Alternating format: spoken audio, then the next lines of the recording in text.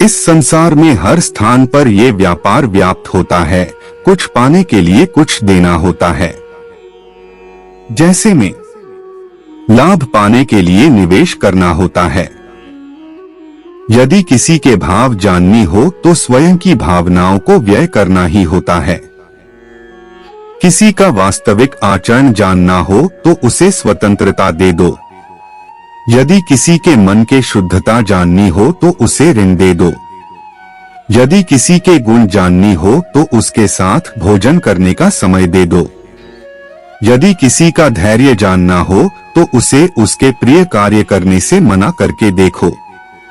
यदि किसी की अच्छाई जाननी है तो उससे सलाह ले लो। हर भाव के बदले कोई भाव देना ही होगा। किंतु संसार में एकमात्र ऐसा एक भाव है जिसे देखने के लिए, जिसे पाने के लिए बदले में आपको वही भाव देना होगा, और वो भाव है प्रेम। यदि किसी का प्रेम देखना है तो उसे निस्वार्थ प्रेम दीजिए। यदि किसी से प्रेम पाना है तो उसे निस्वार्थ परिशुद्ध प्रेम दीजिए। बदले में आपको भी प्रेम ही मिलेगा। प्रेम क्या है सभी जानते हैं। सामान्य रूप से ये प्रेम आकर्षण से प्रारंभ होता है और इसमें कुछ भी बुरा नहीं है। महत्वपूर्ण बात यह है कि इस प्रेम का लक्ष्य क्या है। जिसे आपने प्रेम किया उसे पा लेना या ना पाने के कारण स्वयं को विचलित कर इस संसार से मुंह मोड़ लेना है। यदि कोई इन दोनों विकल्पों में से कोई एक चुनता है तो आपको बता दूं, ये दोनों ही प्रेम का अंत है। प्रेम का असली अर्थ है समर्पण, संपूर्ण निस्वार्थ समर्पण।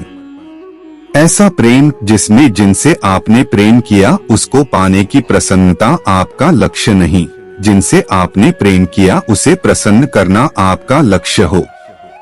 ऐसा प्रेम ईश्वर के समान है। किंतु यदि इस प्रेम में पूर्णतः समर्पण नहीं होंगे तो इस प्रेम में एक आकार नहीं हो पाओगे। किंतु यदि इस प्रेम में स्वयं को पूर्णतः समर्पित कर दिया तो समझो इसी प्रेम में आप ईश्वर को पाओगे। प्रेम इस संसार में किसे नहीं भानता। हर किसी ने प्रेम का अनुभव किया ही है। हर कोई जानता है ये प्रेम कितना सुंदर है। ये प्रेम भाव इस संसार में सबसे शक्तिशाली भाव है। अब हर शक्ति में आते हैं कुछ उत्तरदायित्व। अब जैसे ही उत्तरदायित्व हमारे जीवन में आते हैं हम सर्वप्रथम प्रेम को ही भूल जाते हैं और हमें ये प्रेम बोझ लगने लगता है। किंतु संसार का सत्य तो यही है, हर प्रसन्नता के साथ उत्तरदायित्व आएंगे ही जिसका पालन हमें करना ही होगा। अब यदि मैं आपको उदाहरण दूं, आपके बगीचे में आप चाहते हैं एक सुंदर सा पुष्पों से भरा वृक्ष आए तो सर्वप्रथम उसके लिए आपको जल और धूप का आयोजन करना होगा। उसके जोड़ों पर दीमक ना लगे ये आपको सुनिश्चित करना होगा। उसके आसपास उगे खरपतवार वो आपको हटानी होगी। उसी के पश्चात वो आपके उस बगीचे में वो सुंदर पुष्पों से भरा वृक्ष आएगा। उसी प्रकार होता है प्रेम भी। सर्वप्रथम आपको इसमें समर्पण का खाद जल डालना होगा और संदेह इसकी खरपतवार आपको हटानी होगी और विश्वास की ये जड़ें कभी ना दुर्बल पड़े ये आपको सुनिश्चित करना होगा। उसी के पश्चात प्रेम का वास्तविक सुख आप अनुभव कर पाएंगे। हमारे आसपास जो वृक्ष है, जो पौधे, जो पुष्प है देख रहे हैं आप, कितना सुंदर है, क्योंकि आपने इन्हें देखा है। इसी प्रकार जब प्रेम की बात आती है लोग किसी का मुख स्मरण कर लेते हैं। ऐसी आंखें, वैसी मुस्कान, घने केश, ऐसी भौं, वैसी होठ, पर क्या यही प्रेम का अस्तित्व है? नहीं, ये उस शरीर का अस्तित्व है जिसे हमारी आंखों ने देखा और हमने स्वीकार कर लिया, परंतु प्रेम भिन्न है। प्रेम उस वायु भांति है जो हमें दिखाई नहीं देता किंतु वही हमें जीवन देता है।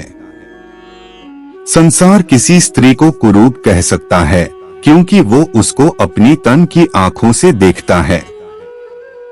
परंतु संतान उसी माता को संसार में सबसे सुंदर समझते हैं, क्योंकि भाव से जुड़े हैं। तन की आंखों से देखोगे तो वैसे भी पहचान नहीं पाओगे जैसे मैया राधा भगवान श्री कृष्ण को पहचान नहीं पाई।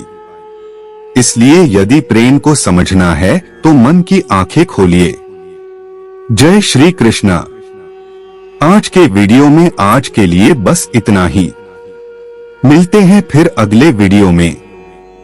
तब तक मेरे चैनल को सब्सक्राइब कर दीजिए। जय जय राधे कृष्णा।